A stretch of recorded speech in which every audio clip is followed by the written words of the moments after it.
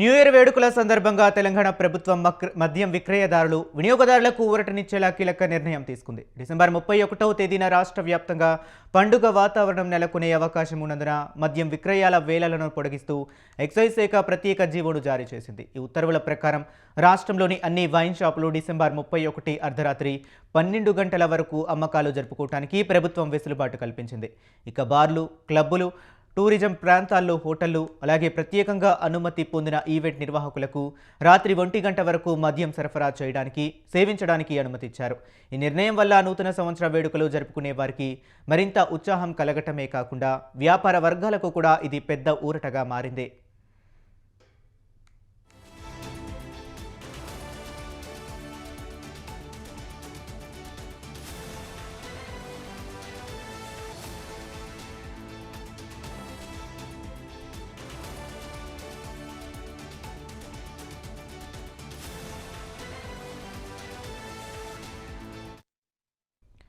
అయితే ఈ వెసులుబాటును ఆసరాగా చేసుకుని ఎలాంటి అక్రమాలు జరగకుండా ఎక్సైజ్ శాఖ అత్యంత కఠినమైన నిఘాను ఏర్పాటు చేసింది.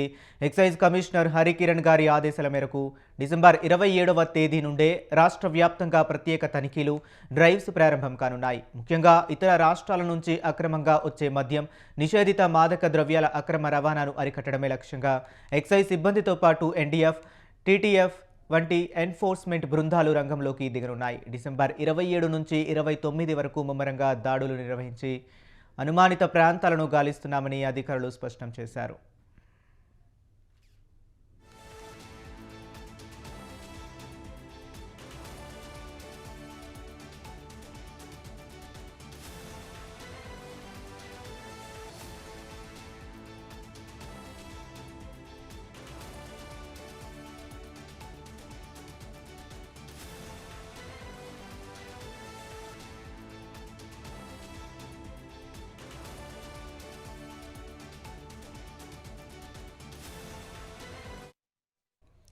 వేడుకలు పరాకాష్ఠకు చేరుకునే డిసెంబర్ 31న మరింత అప్రమత్తంగా వ్యవహరించాలని ఎక్సైజ్ శాఖ నిర్ణయించింది.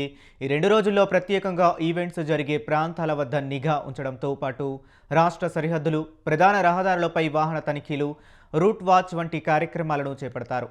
నాన్ డ్యూటీ మద్యం అమ్మకాలను పూర్తిగా అరికట్టడానికి, రాష్ట్రానికి అక్రమంగా లిక్కర్ రాకుండా చూడడానికి అన్ని రకాల చర్యలు తీసుకుంటున్నామని ఎక్సైజ్ డైరెక్టర్ వెల్లడించారు. ప్రజలు నిబంధనలకు లోబడి శాంతియుతంగా వేడుకలు జరుపుకోవాలని, ఎక్కడైనా చట్టవిరుద్ధంగా మద్యం విక్రయాలు జరిగినా లేదా డ్రగ్స్ వంటి అక్రమాలు కనిపించినా కఠిన చర్యలు తప్పవని ప్రభుత్వం హెచ్చరించింది.